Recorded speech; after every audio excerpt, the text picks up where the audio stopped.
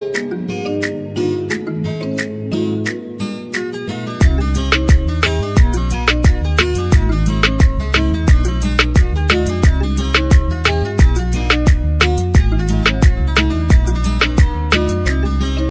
Welcome to astro console. आजकेर विषय वृश्चिक राशिर अधिपति मंगलदेव शुक्रेर नक्षत्र भरणीते गोचर करबेन बा सञ्चार करबेन, सेई विषये कि फल होबे सेटा निये आलोचना करब।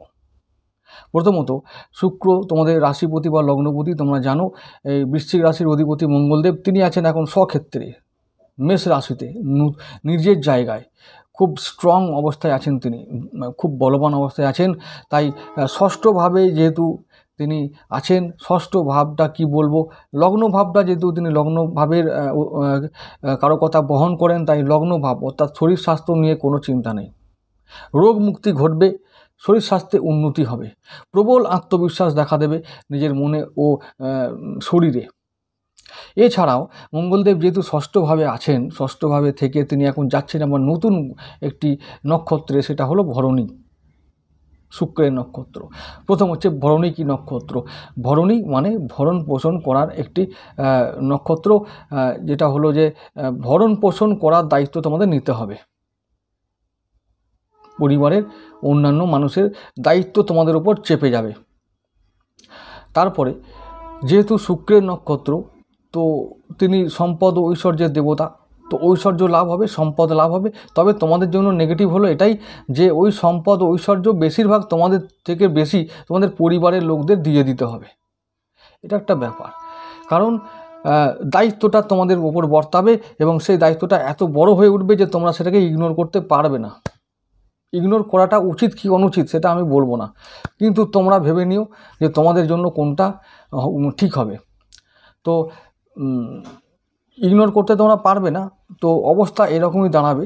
তো তবুও আবার বলছি যে ব্যালেন্স করে চলাটা ঠিক, উচিত হচ্ছে ব্যালেন্স করে চলা। কিছু লাভ হবে, অনেক লাভ হবে, এই জন্যই যে শুক্রের নক্ষত্রে মঙ্গলদেব থাকবেন। অনেকের জীবনে নতুন সম্পর্ক তৈরি হবে, বিবাহ যোগ তৈরি হবে, প্রেমের সম্পর্ক হবে, কারো কারো ইল্লিগাল অ্যাফেয়ার্সও হবে। কিন্তু আমি বলবো এই সমস্ত জায়গায় তোমাদের না যাওয়া উচিত, বা এই সমস্ত প্রলোভন বা ফাঁদে না পা দেওয়াটা উচিত।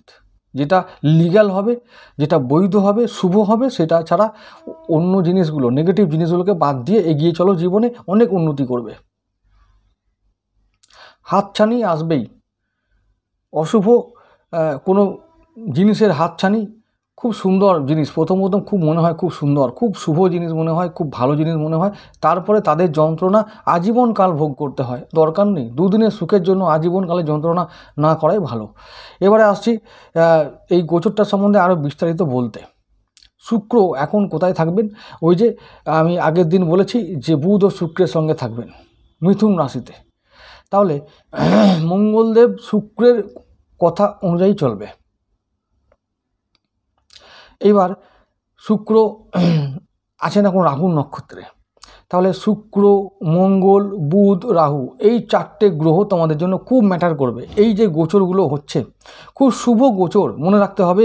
এই যে সঞ্চারগুলো হচ্ছে না, বৃহস্পতির রোহিণী নক্ষত্রে গোচর, শুক্রে ও বুধের আদ্রায় গোচর, মঙ্গলের শুক্রের নক্ষত্র ভরণীতে গোচর, এই যে গোচরগুলো হচ্ছে খুব শুভ ফল আনবে এবং এই আগামী দিনে তোমাদের শুভ দিনের সূচনা করবে, শুভ দিন আনবে এবং অনেক কিছু ঘটাবে হঠাৎ করেই, যেগুলো তোমরা আশা করোনি। আমি আগের দিন বলেছি, আবার বলছি, এই যে মঙ্গলদেব যখন শুক্রের নক্ষত্রে যাচ্ছেন, তখন তিনি আবার সম্পদ, ঐশ্বর্য, বৈভব আনবেন, নিশ্চিতভাবে আনবেন এবং তিনি হঠাৎ করেই আনবেন। নিজের বাহুবলে, নিজের ক্ষমতা বলে এটা আনবেন এবং তোমাদের এটা প্রাপ্তি হবেই, তোমরা নিজের বাহুবলে আনবে। মঙ্গলদেব যেটা করছেন ষষ্ঠভাবে থেকে, সেটা প্রথম যেটা ভাব অনুযায়ী যেটা বলবো যে ঋণ মুক্তি ঘটাবেন। শুক্রের নক্ষত্রে যখন আসবেন, কিছু সম্পদ অর্জন হবে, ঋণ মুক্ত হবে, ঋণ মুক্ত হবে, রোগ মুক্ত হবে, শত্রু পীড়া থেকে মুক্ত হবে, সম্মান লাভ করবে, সমীহ আদায় করে নেবে নিজের বাহুবলে। পঞ্চমভাবে রাহু আছেন এখন, বাহুবল প্রয়োগ করলে, চেষ্টা করলে সফল হতে বাধ্য। মঙ্গলদেব তোমাদের এবার সফল করবেই করবে। এই নক্ষত্রে যাওয়াতে মঙ্গলদেবের পাওয়ার আরও বাড়বে এবং সেই পাওয়ারটা বেড়ে গিয়ে যে শুভ ফল আনবে সেটা হলো প্রথমেই যেটা সম্পদ অর্জন হবে, কিছু অর্জন হয়ে মুক্ত হবে, ঋণ মুক্ত হবে।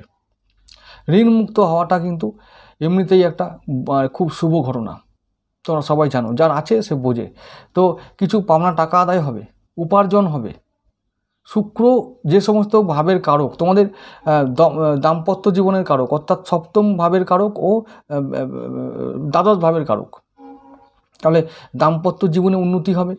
যে বাধাগুলো আসছিল, যে সমস্যাগুলো এতদিন ধরে এই দাম্পত্য জীবনে হচ্ছিল, সেগুলো থেকে মুক্ত হবে। তারপরে ব্যবসা বাণিজ্যে উন্নতি হবে, ব্যবসা বাণিজ্যে এক্সট্রা ইনকাম হবে, এক্সট্রা সম্পদ ইনকাম। এবং আরেকটা কথা, মাঝে মাঝে একটু ব্যয় বৃদ্ধি হতে পারে, সেটা কিন্তু ব্যয় বৃদ্ধি হবে এই কারণে যে কিছু শৌখিন দ্রব্যের জন্য বা দাম্পত্য জীবনের কারণে এবং কোনো একটা ভ্রমণের জন্য কিছু ব্যয় হতে পারে, সেটা স্বাভাবিক, নো প্রবলেম। তো এইটা ছাড়া আর তোমাদের কাছে এই মঙ্গলের জন্য আর কোনো চ্যালেঞ্জ আসবে না এবং শুক্রের জন্য আর কোনো চ্যালেঞ্জ আসবে না। শুক্র বুধের সঙ্গে থেকে লক্ষ্মী যোগ তৈরি করবেন এবং মঙ্গলদেব সেই লক্ষ্মী লাভ করতে সাহায্য করবেন। কেন, কীভাবে? না, ওই যে তোমাদের মঙ্গলদেব বীর বিক্রমে পরাক্রমের দ্বারা তোমাদেরকে ওটা অ্যাচিভ করিয়ে দেবেন। এবং যদি তোমরা সেই কাজে সাহায্য করো, নিজেদের কর্ম যদি তোমাদেরকে সঠিক রাস্তায় করো বা সঠিকভাবে করো, তাহলে তো ফল প্রাপ্তি নিশ্চিত, ফল প্রাপ্তি। তো এটাই এবার বলবো যে এই সময় কি করা উচিত। প্রথমত শুক্রের দান করো আর মঙ্গলের জন্য লাল পলা ধারণ করো। শুক্রের দান করলে শুক্র শান্ত হবে আর মঙ্গলের জন্য লাল পলা ধারণ করলে মঙ্গল স্ট্রং হবে। তাহলে কি হবে, সম্পদ আসবে আর এদিকে আমরা সেই সম্পদকে ধরে রাখতে পারবো। যেহেতু আবার বলছি যে নক্ষত্র হলো ভরণী, ভরণ পোষণের দায়িত্ব নিতে হবে। তার মানে কি, আগে থেকে আমি সব ধার করে রেখেছি, ওই ধারগুলো শোধ করতে করতে চলে যাবে, তো ওই সেই একই হলো, আসবে একদিকে যাবে একদিকে, থাকবে না। তবুও বলছি ঋণ মুক্ত হওয়াটাই কিন্তু একটা শুভ ঘটনা এবং এটাই অনেকটা বল বৃদ্ধি করে, মনের শান্তি বৃদ্ধি করবে, পারিবারিক শান্তি বৃদ্ধি করবে, এটাই কিন্তু অনেক। যাই হোক, এই যে আমার বললাম প্রতিকার, মঙ্গল ও শুক্রকে ঠিক করতে হবে, তার সঙ্গে বুধের জন্য প্রতিকার যদি করতে পারি তো লক্ষ্মী লাভ নিশ্চিত। বুধের প্রতিকারটা বলেছি যে অবশ্যই খালি পাখিকে মুগ ডাল খাওয়ানো আর কাঁচা মুগ ডাল খাওয়াতে হবে অবশ্যই, আর ওদিকে গণপতিকে অথর্ব শীর্ষ মন্ত্র জপ করতে হবে। যাই হোক, আজকে এটুকু থাক বন্ধুরা।